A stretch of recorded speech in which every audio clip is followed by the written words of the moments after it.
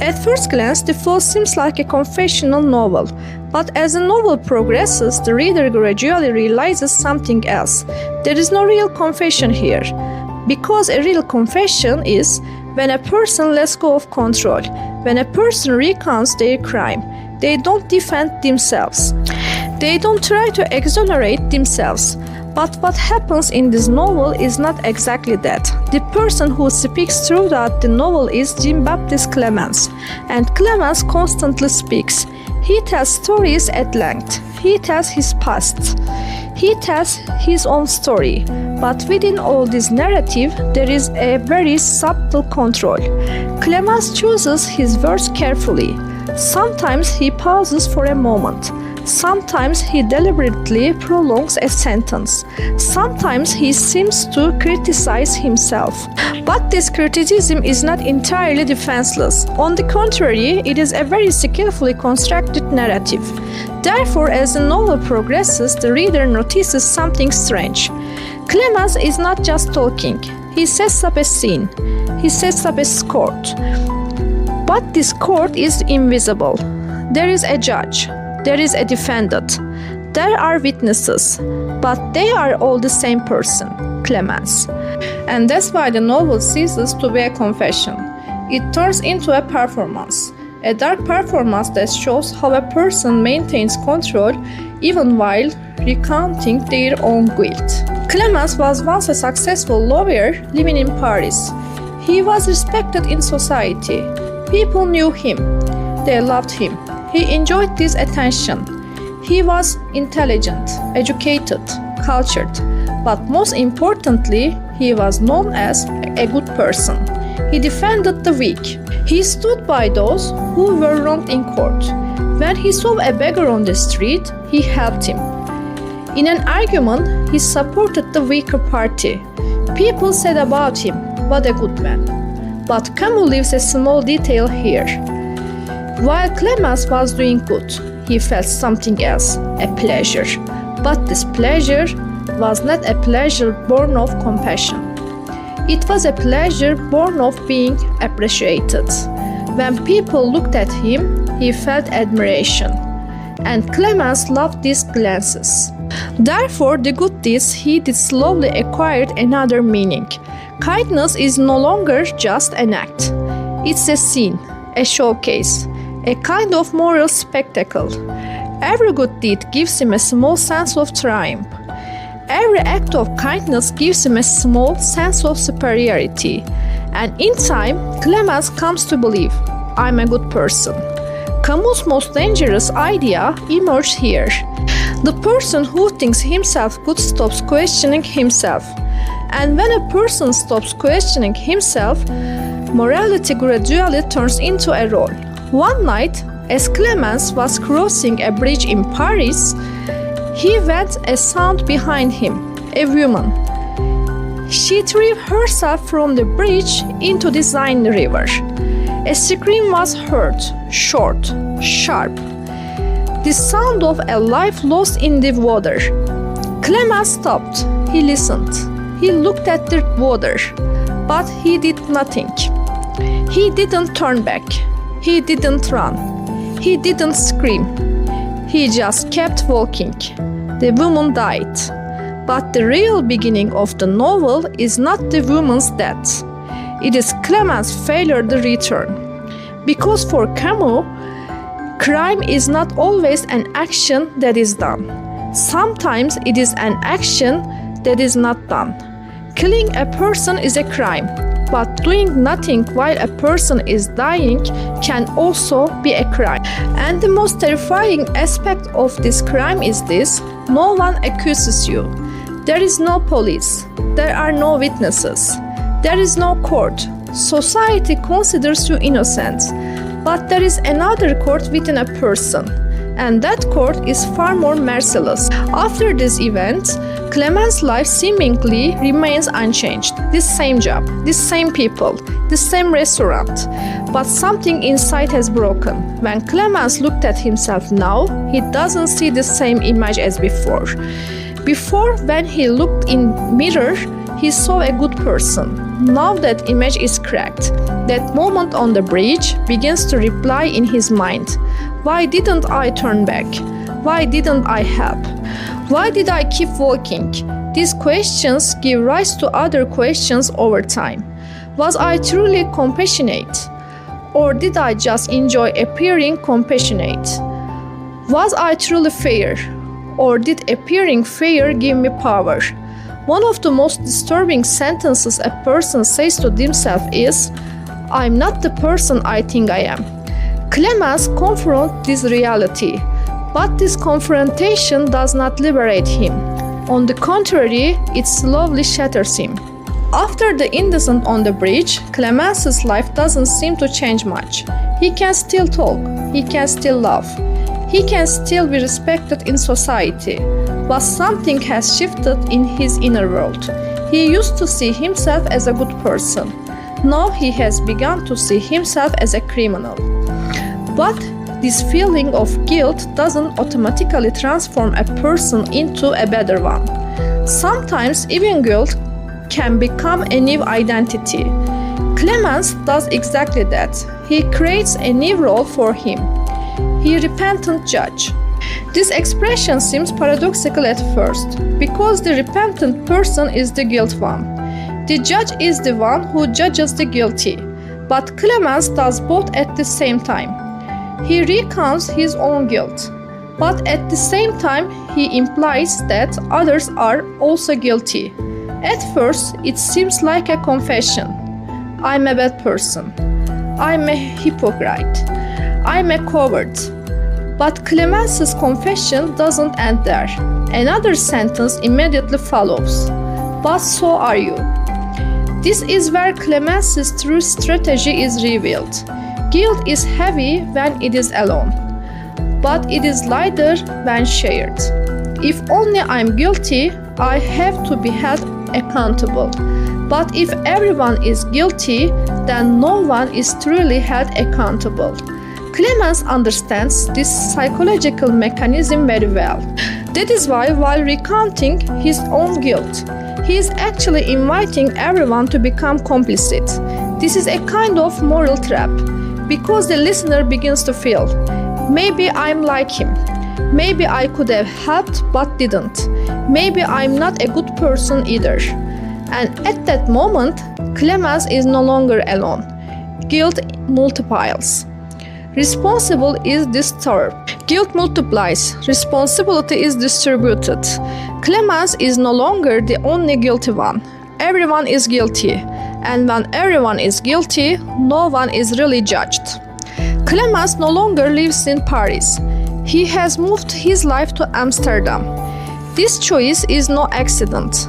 In Camus' novel, Amsterdam is not just a city, it's a symbol.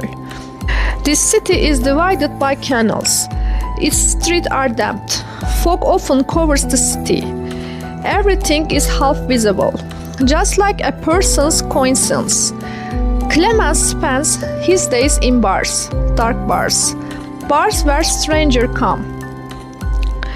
Bars where people don't really know each other. He sits there. He takes a drink. And he starts talking to the stranger sitting next to him.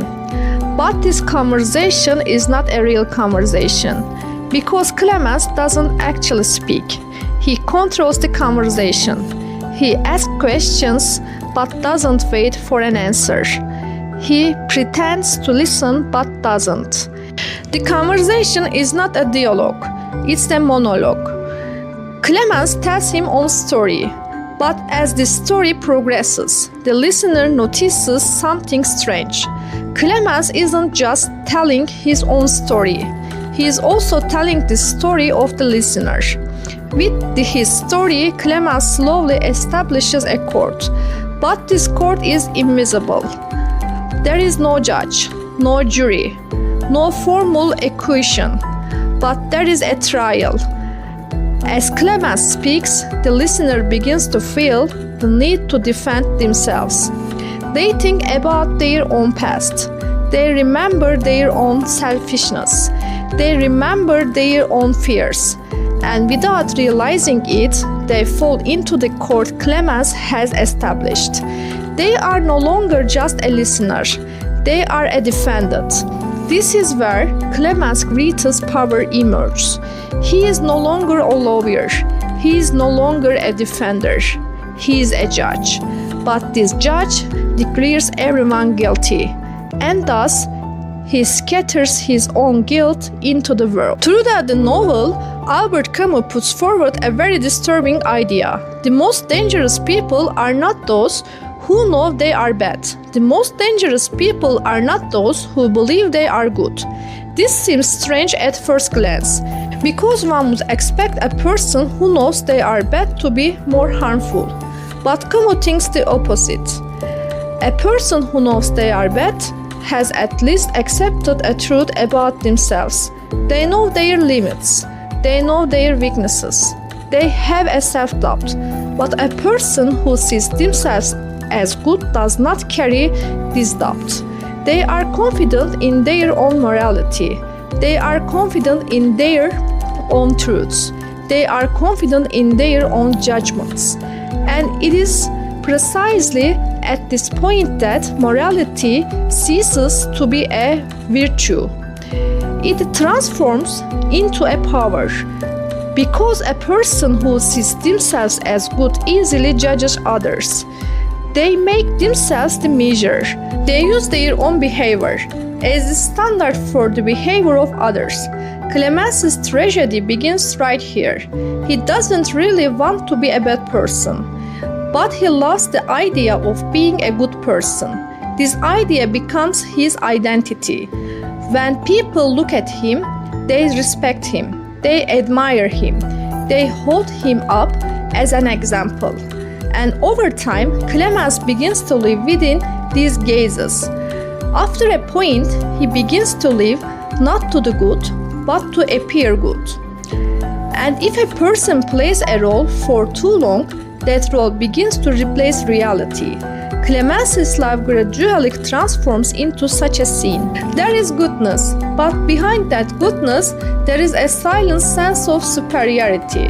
There is compassion, but behind that compassion, there is a subtle arrogance. This is one of Camus' harshest observations. Sometimes morality is the most elegant way for a person to feel superior to others. The novel's title is not The Fall for Nothing, but this fall is not dramatic. There is no scandal, there is no trial, there is no murder. Clamence's fall is not a noisy collapse. It is a silent realization. A person realizing that they have been wrong about themselves. Perhaps this is the most shocking experience a person can have, because a person lives by constructing a story about themselves. What kind of person am I? What kind of human being am I? Am I good? Am I fair? The answers to these questions form a person's identity. Clamence's identity is also built around a single idea: I'm a good person. But that night on the bridge shatters this story. The woman falls into the water, Clamence does not return. And at that moment, a very small crack opens. This crack grows over time. Clamence begins to look at his past. He looks at the good deeds he has done, and behind every good deed, he begins to see another motivation: the desire to be appreciated, the desire to appear superior, the desire to be liked. That is the real downfall, the collapse of the most important story a person has built about himself. And after this collapse, a person can do one of two things. Either he truly changes, or he builds a new story. Clamence chooses the second path. At the end of the novel, Clamence hasn't changed. He is more honest, but he is not better. This is a very important difference, because Clamence now sees on hypocrisy, he sees on arrogance, he sees on false morality, but this awareness doesn't transform him. It only makes him a more conscious criminal. Clamence now recognizes his own mask, but instead of removing the mask, he chooses to reveal it. That's why he constantly talks, he constantly explains, he constantly confesses. But there is a strange mechanism with this confession. While Clamence blames himself, he also blames others. He says, "I'm hypocritical," but immediately afterwards, "But you are too." He says, "I'm selfish," but immediately afterwards, "But that's just how people are." Thus, the guilt is shared. When the guilt is shared, it lightens. But at the same time, responsibility is also distributed. That's why Clamence cannot be saved, because salvation requires one to take ownership of their guilt. But Clamence shares his guilt. He distributes it to everyone. And if everyone is guilty, no one really needs to change. At the end of the novel, Albert Camus doesn't give us a solution. He doesn't give us advice. He doesn't give us a moral lesson either. He only leaves us with a question. Perhaps a question he has been slowly preparing throughout the novel. If a person constantly criticizes himself but doesn't change anything in his life, is this really a confrontation or a more sophisticated escape? Because sometimes a person finds relief by criticizing himself.